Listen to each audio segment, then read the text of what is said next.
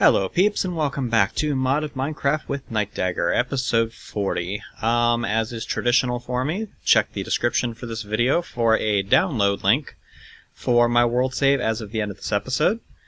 It might not be available immediately. I'm not sure if I'm going to be up to doing all of this tonight because I've got some stuff that I need to do with the world file. I got to make sure it's going to actually be able to be uploaded. And I have to get all of the mod versions and the configs and everything up for you guys as well, so it might take a day or two, but I'll have a world upload available for you, I promise. Alright, so last episode we left off about to start building a tesseract, and I said that between hello, there's lots of slimes around here. Between episodes I said I was going to do some fighting for some endermen. Well, I did. As a matter of fact, I fought so much that I almost destroyed my sword. And when I went to repair it, it was going to cost me 37 levels to repair this thing. So I said, screw that, and enchanted another one, and got Soul Stealer 4, which only costs about 10, 12 levels to repair, from almost dead. So I actually stayed in the end long enough that I got my Enderman shard completely filled. So at some point in the near future, we're going to be making an Enderman trap. I also have enough Ender Pearls to last for quite a while. So, that's one resource we don't have to worry about. Let's head up to our thermal expansion room, where we will collect the hardened glass that I've been preparing between episodes, and we'll check on the status of our liquid ender. We have 4,000 millibuckets. 4 buckets. Should be enough to make a few tesseracts.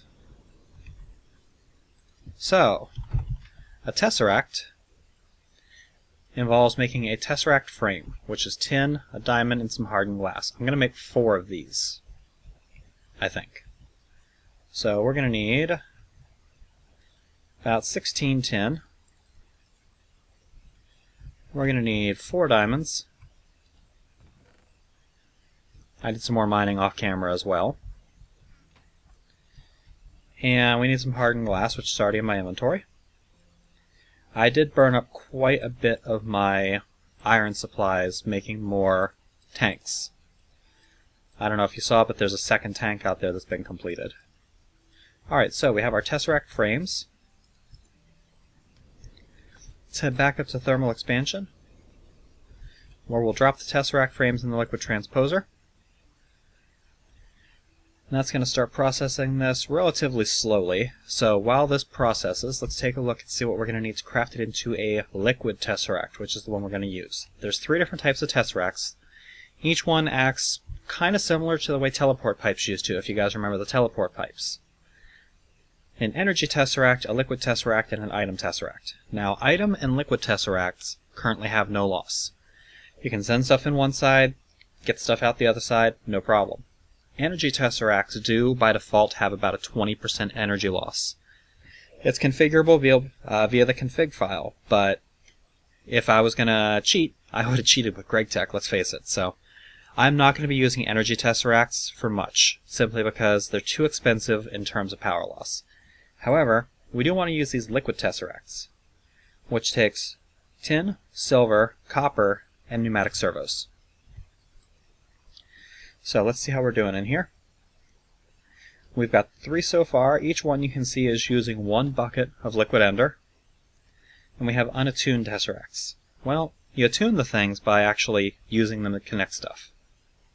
Or using them in a recipe to change this into a liquid, an energy, whatever. You guys follow. Back to the new warehouse. And over here, in the thermal expansion chest, I just happen to have 1 servo already that I made in a previous episode. And I've got another liquid transposer. Wonder where I got him. But we're going to need a few more servos. That's going to require some iron, 6 total. It's going to require some glass, which I believe also takes 6 total. And it's going to take some redstone, which I think it's going to take 3. Where is it? There's my redstone. You can see I did a serious amount of mining for redstone. I've actually been taking advantage of a new redstone recipe that I just recently discovered. I can't really say discovered because it's been here all along. I just didn't know it was there. If you get redstone ore and you macerate redstone ore, you get 10, which is better than you're ever going to get mining it normally or with fortune. You can put it through an industrial grinder and get small piles of glowstone dust. It seems like a waste of power to me, considering it takes 2 processes to get 1 piece of glowstone dust. If I want glowstone dust, I'll make a world with glowstone in it and I'll just go there and mine up all I want. You know? So, we have our pneumatic servos. We need 2 pieces of copper. We need 4 pieces of tin. We need 4 pieces of silver.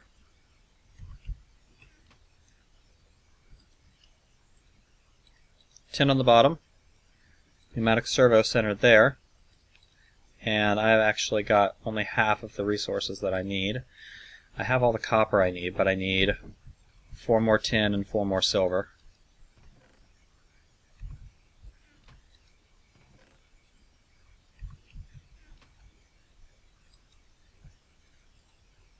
And then we put the tesseracts in the middle, and that's going to give us our liquid tesseracts. 4 of them.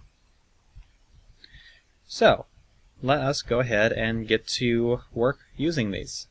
In our tools chest, we're going to grab a couple of redstone torches. We're probably going to need our crescent hammer as well. We need the liquid ducts, which we've got. Good. And then I've got 2 tanks here. This one here is going to be my oil tank. So we're going to connect 1 tesseract up to him. And we're going to set this as an output. And if you right click on the tesseract, it's going to say device inactive. Well, the reason why the device is inactive is twofold. First of all, it needs a transmitter frequency. We're going to set this to frequency 1. So it's now on frequency 1. But it doesn't have anything to actually send to it. So it's not really going to link up yet. We're going to do the same thing over here. We're going to set this one to frequency 2. And now we're going to go back to my old basement. Oh, we got to go over this way now. Back into the old warehouse, where we'll drop into the old basement. And here, I've got a full tank of oil there. I'll have to turn that on. Wow, my cats are making a lot of noise tonight. We're going to remove these liquid ducts. We're going to pick up this track.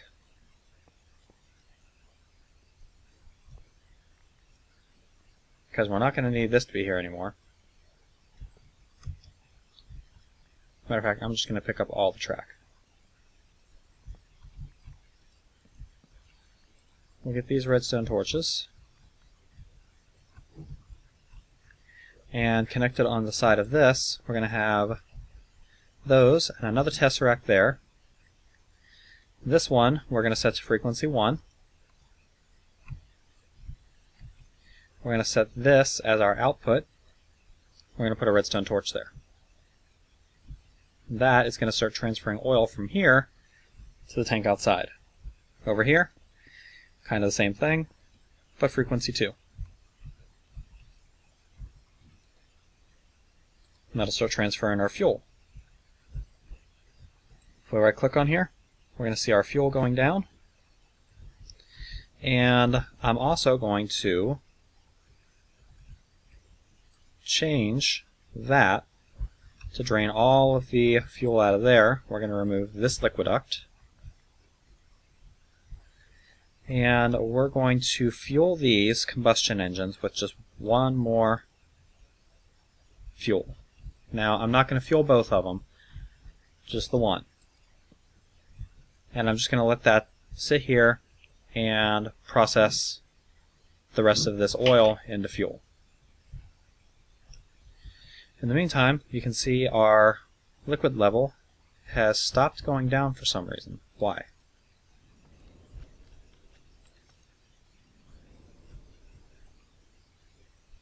Why for you not work? Oh, stupid spider.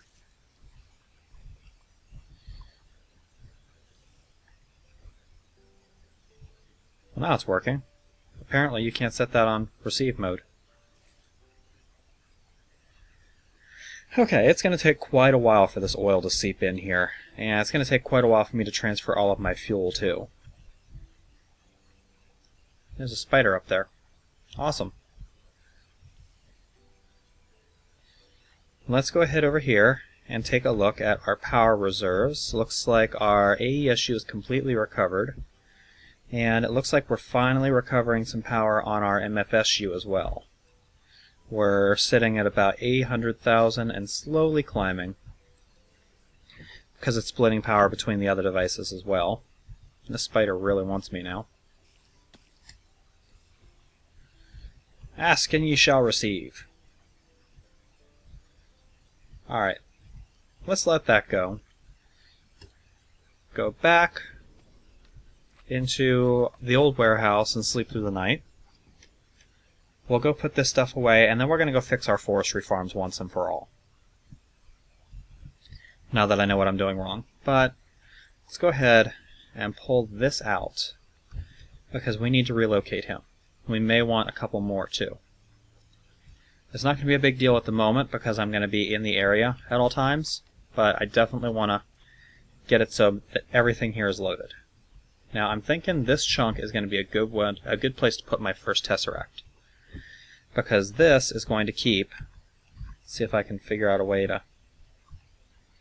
No, I can't. But this is going to keep the chunk that I'm in and every chunk surrounding it loaded. So if I put a tesseract here, and or not a tesseract, a world anchor. If I put him right there, it's going to keep this chunk as well as the one over there, the one over there, the one up there, and all of those loaded for me. Get my zoom back to the default 1x where I want it. So, this chunk is loaded, which means this chunk that I just entered is also loaded, but it means that this one that I just entered is not. So I'm probably going to want to put another one here.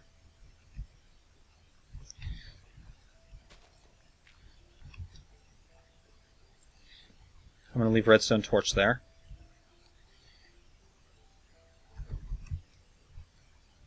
And where else are we going to need to load? Well, this one that I'm currently in is loaded. Oh, no. Which means that the one I just entered is not. And it means that, or the one I just entered is, and this one is not. So probably want to put another one right here. Yeah, like right here. I want another one to keep this chunk loaded. And then from here,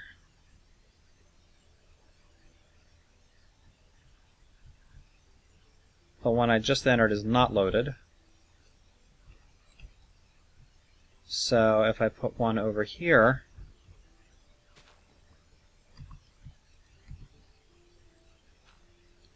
that'll keep this loaded also.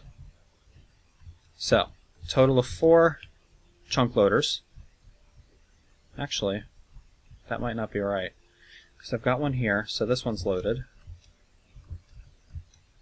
which means this one's loaded, which means this one is not, but I don't want it here. I would actually want it over here.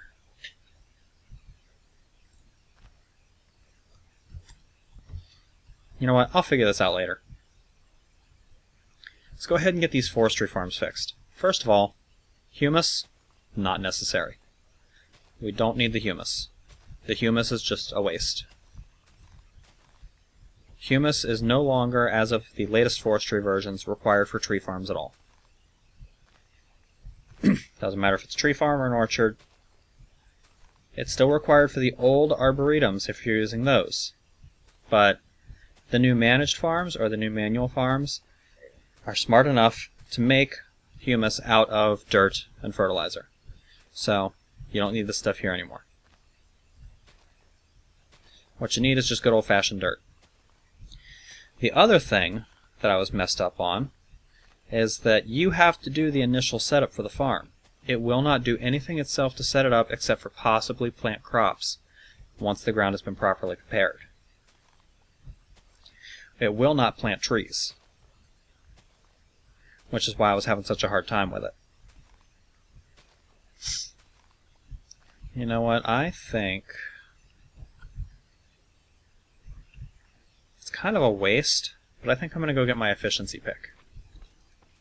It tears through humus a little bit faster.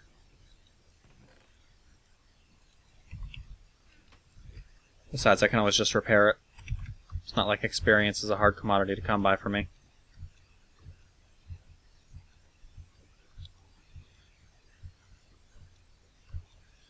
Alright. There we go. That's faster.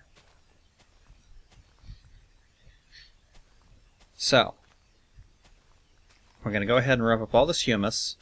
We're going to get this farm fixed. We're going to get it with some grown trees in here so that it can keep producing for me. Then we're going to go fix the other farm, and then we might see about setting up something else as soon as we get at least our oil drained, because I'm going to be recycling those tanks down in the basement. I have plans. I have big plans for a couple of new factories that I want to set up for my little industrial complex here. And not having liquid storage and not being able to produce biogas is turning into a big issue for me. So, let's go back to the warehouse. And we're just going to put this humus away for now. And for right now, I'm just going to put it in the bog earth chest. I don't really need to keep it, but I'm going to anyway. We'll come over here to Railcraft. We'll dump off the tracks that I picked up. And I want to come over here and get some of my bricks because I want to better define the outline of my farms. Especially if I'm going to have to plant and manage them myself. I want to know exactly where one farm ends and the next one begins. So around the outside of the farms, I'm going to put some bricks. Now, with this pickaxe, or with this drill, I have to be very careful, because this drill is very prone to over mining. Like that.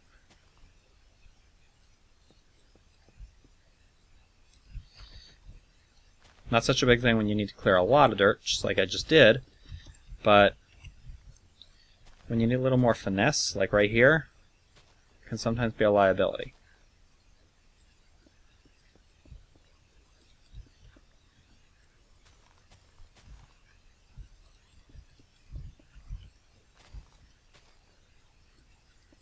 I don't think I'm going to have enough bricks to outline all my farms, so I'll probably outline this farm and then one more with the bricks. And then I think I'll probably do like this farm and maybe I'll just like, I don't know. I'll figure it out as I go along. You guys have watched my series long enough to know that I very rarely have a defined plan in mind, and even when I do, it's subject to change. So this should come as no big surprise. Okay, that's got our farm set up. The one that was already working. Great. Let's go ahead and define this one.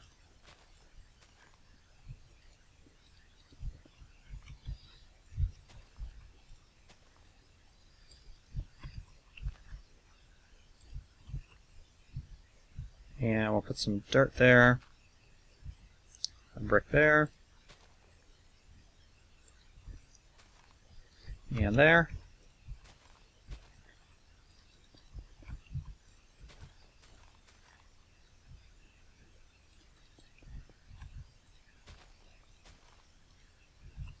Yeah, I think I'm going to end up just getting some more bricks probably.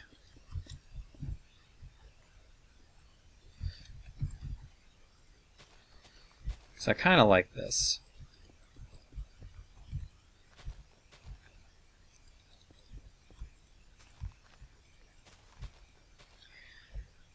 Yeah, I'm really kind of liking the way this looks with the brick. I think I'm going to just go ahead and get myself some more brick in between episodes.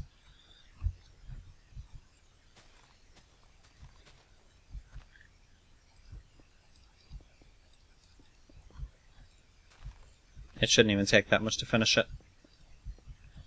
Alright, so that's our second farm defined. Let's go ahead and start planning out our dirt.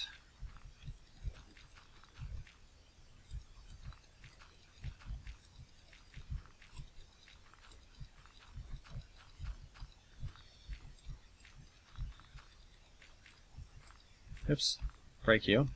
Come back here.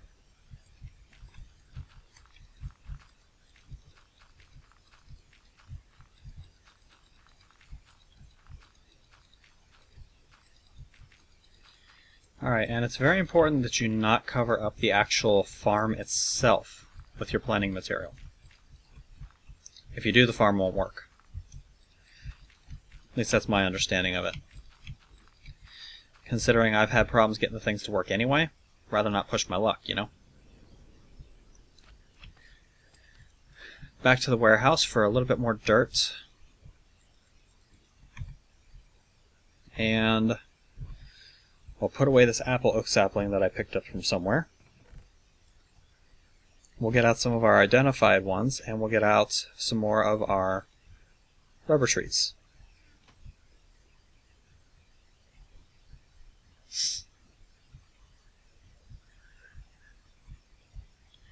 Alright, how are we doing on our fill? It looks like we might be done with oil. Fuel is still going up though.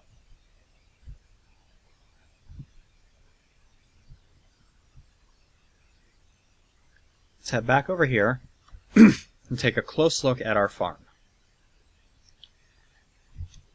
after we plant the rest of this dirt. Alright, if we look at the farm here, the rubber is to the north and the west. The cherries are to the south and the east, or the orchard. So, facing north, this side and that side are going to be rubber trees. So, let's go ahead and plant our rubber trees in a nice pattern.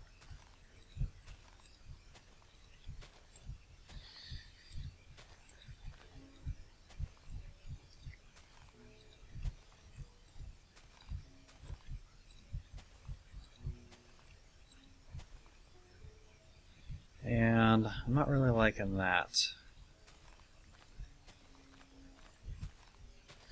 I'm liking the side pattern. Like, I'm liking 6 per side.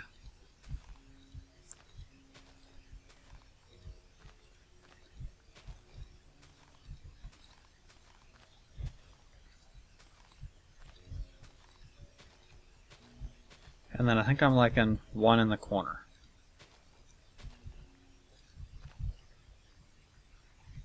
Like right there and right there. Yeah, it looks good. Let's go. First of all, let's fix our brick pattern there and here. My OCD is catching up to me. I don't think any Minecraft player on the face of the earth can say that they aren't at least somewhat OCD.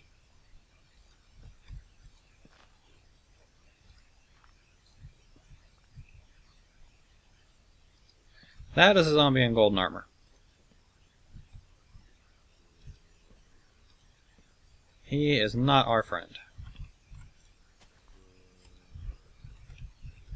Why am I scared of him? I have a sword.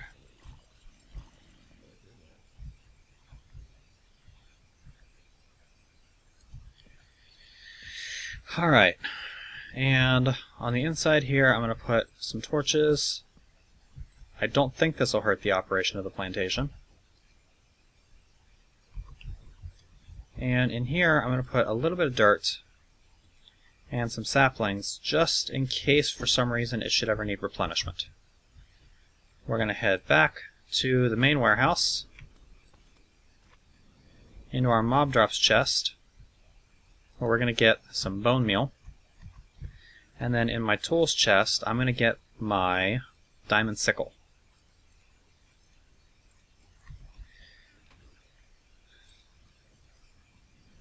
Grab a quick snooze.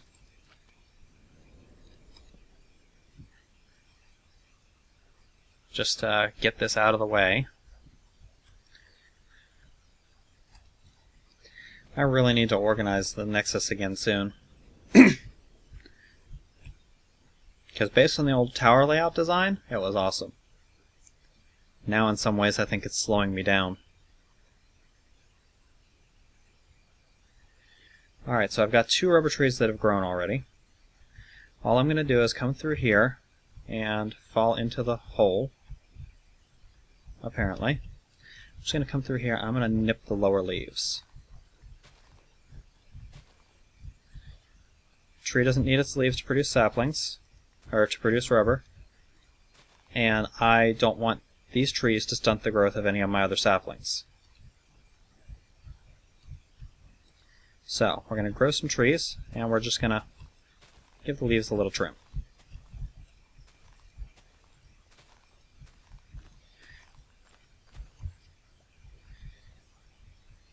And then we're going to come in here, and when we click these, we should get relatively large, decently sized trees.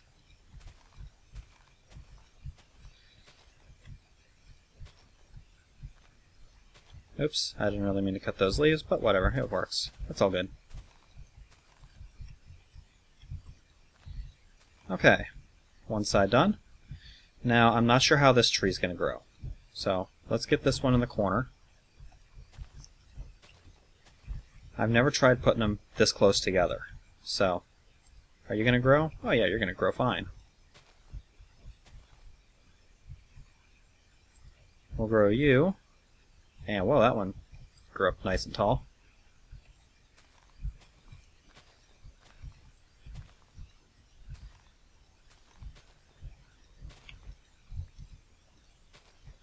And now we'll grow you and you.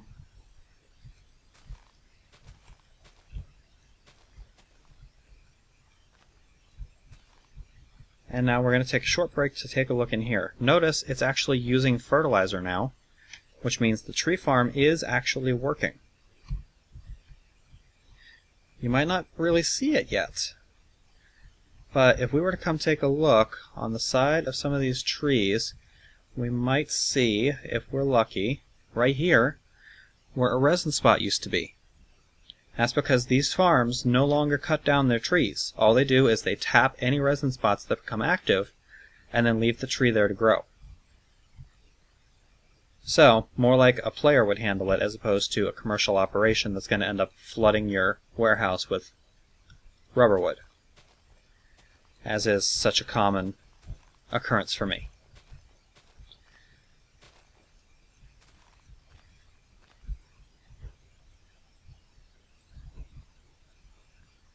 Grow that, grow that.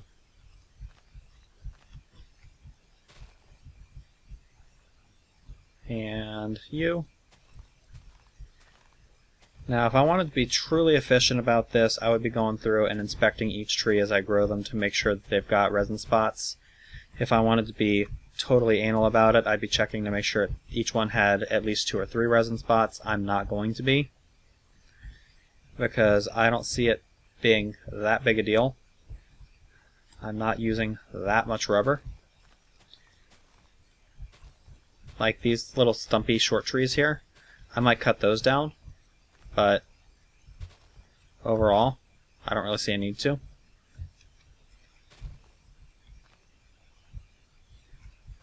Like this poor pathetic tree here. Yeah, this one's gonna go. I don't think I have my chainsaw on me. I don't.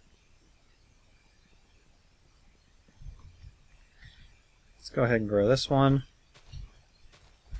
Yeah, any tree that I can flat out see isn't going to have any rubber leaves. If it doesn't have any rubber spots, it will not produce any rubber with this farm. See, there's no reason to leave them. If you happen to notice it, get rid of them.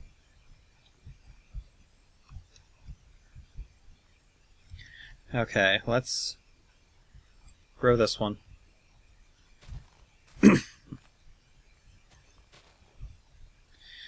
And let's replant.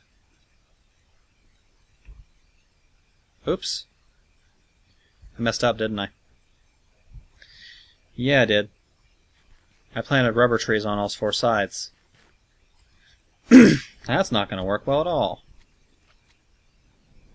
Let's come in here and get my chainsaw. Where is it? There we go. Let's head out here, figure out which sides are actually supposed to be rubber trees, and chop down any that aren't, shall we?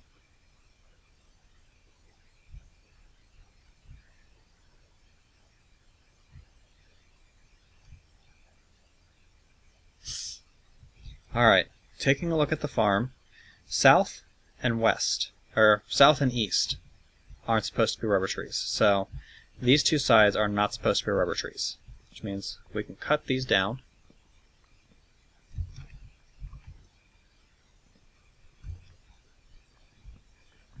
Tree Capitator is not seeing these trees as being actual trees because there weren't enough leaves next to them. I wasn't really planning on having to cut them down so fast. That's what you get when you're being a derp.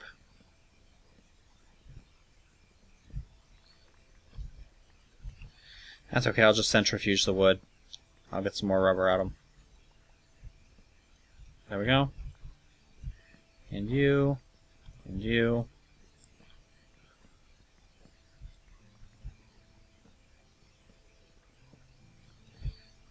Alright, and as for the fruit trees, I don't know for sure that they are going to take nicely to having their leaves cut. Let's plant another rubber tree here, grow him. Yeah, I don't know for sure whether the other trees are going to take nicely to having their leaves cut, so I'm going to make the layout for these trees a little bit less cramped.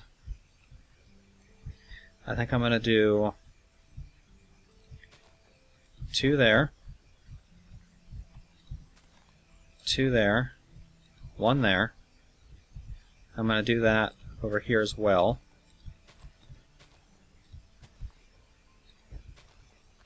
Oops, we're using the wrong type of sapling again.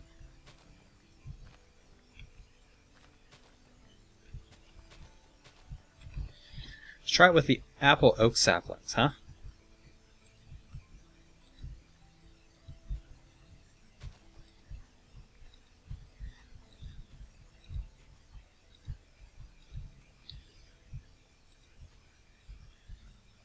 And then we'll put 1 there, we'll put 1 there.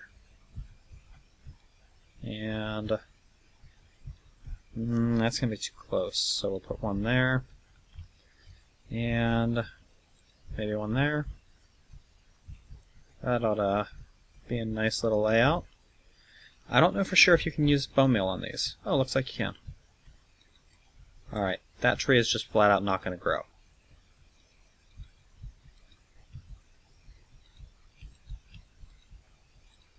So we'll grow all of them that we can.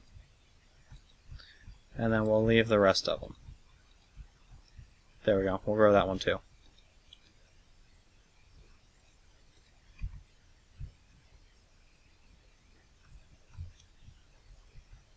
And I'm hearing something work, but I'm not sure what it is. I'll put this over here, I'll put that over there. And we'll just load up some dirt in here. Okay, this farm is fully functional. And I just looked at the time, and I'm going to run out of time before I get this entire farm finished.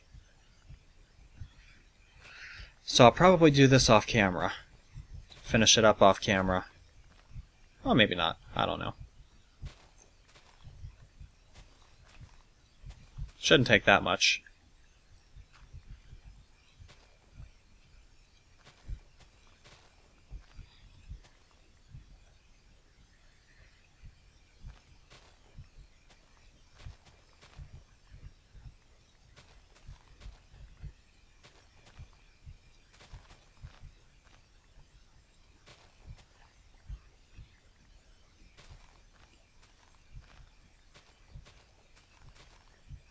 Alright, we got that.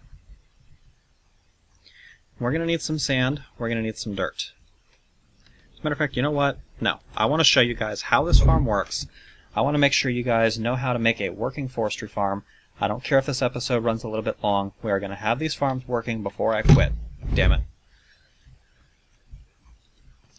Alright, we need our hoe. I knew I made one somewhere. We've got a ruby hoe. I'm just going to dump some of the stuff in the miscellaneous chest for now.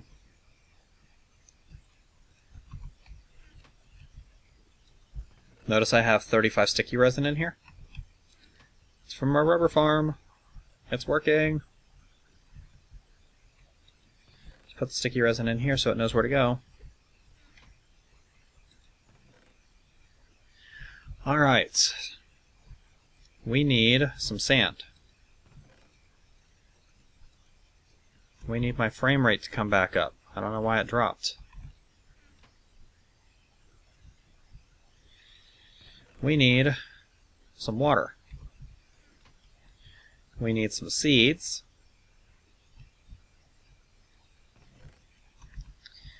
We need some cactus. We need some veg in the nom's chest. Where are my potatoes? Wait, my potatoes are in there, aren't they? Okay. And we need some reeds, which I could have sworn were in my plant's chest, but I guess not. Might have to go collect a few more over here. Nice thing about sickle. Oh, it's not working. Damn. I know it works on flax. On flax, if you chop at a certain level, it'll only chop at that level. So, it'll chop an entire area, but it won't chop it the whole way down to ground. Makes it easier for you to harvest harvest part of a flax plant, so you don't have to keep replanting it. Kind of a nice trick. I gotta light the top of those. Keep forgetting about that too. Let's go ahead and get our bucket. Fill that with some water.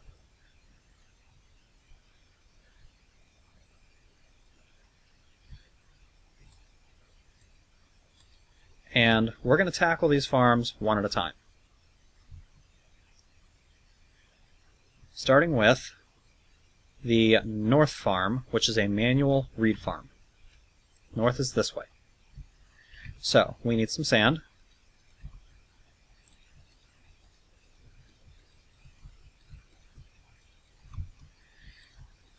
Now, I'm not sure, but in my testing that I did, I determined that it would... I keep hearing... Oh, it's me walking on the sand. Derp. In my testing, I determined that it would only harvest reeds from this area here. It wouldn't get them from out here.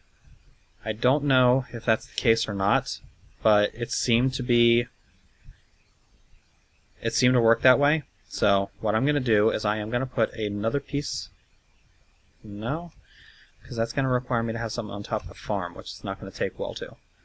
So I think what I'm going to do is I'm going to hollow out this in here. I'm going to put my water in here.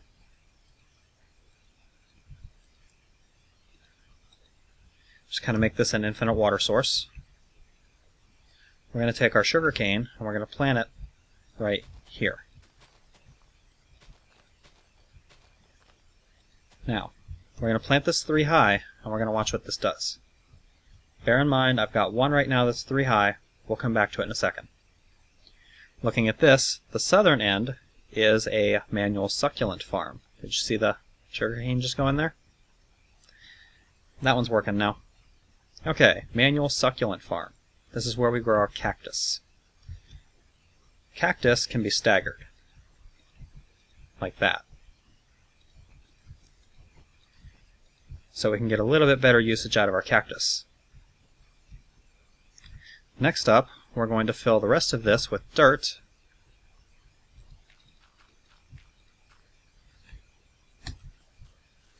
After we kill this creeper, so he doesn't blow up our farm that we just worked so hard to get working.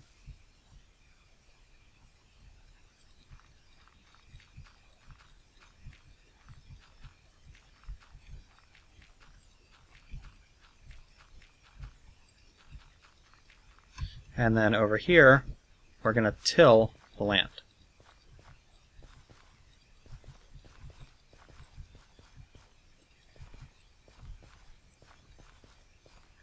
Now, as I was about to say, those of you who are paying attention might notice that I'm doing something wrong here, and I am. You have to hydrate a farm. So, right here, I'm going to put some water. I'm going to do the same thing over here, although this appears to be getting water.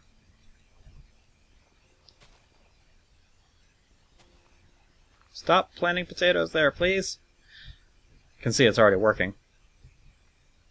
And then I think right here, I'm going to put some water as well.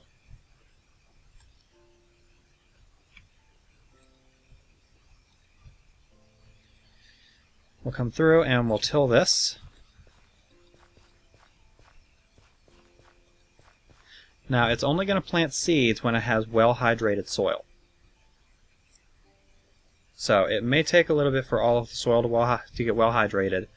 You may have to keep an eye on it and make sure that none of it goes fallow. But that's what it takes to get that set up. Over here,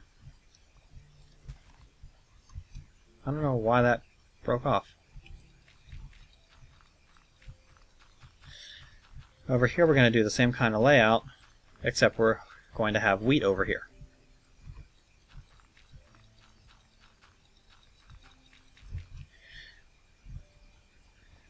So right there, right there, right there, and right there.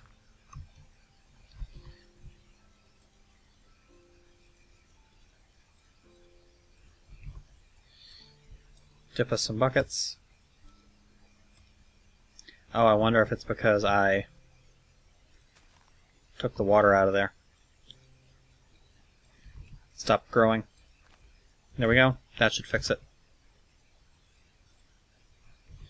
Alright. Water, water, water, water. We'll come through here and start tilling this.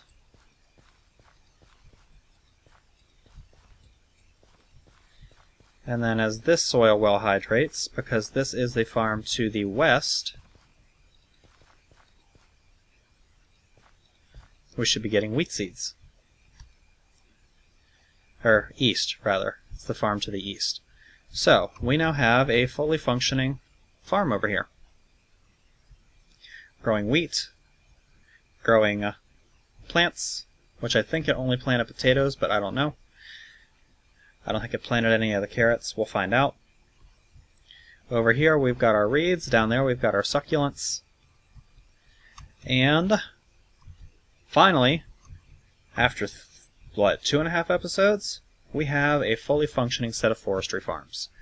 This seems like a good place for me to wrap up. So this has been Nightdagger with Let's Play Modded Minecraft, episode 40. Like I said, give me a day or two, but I am going to have a world upload available for you guys after I get a little bit more maintenance stuff done, have a chance to write down all of the mods that I'm using, and have a chance to get everything packaged up in a file format that I can actually upload somewhere. Last time I did a world upload, I had some trouble uploading it to MediaFire because the file was too big. I had to cut some stuff out of it and zip it using different compression and the whole 9 yards. It was kind of a pain.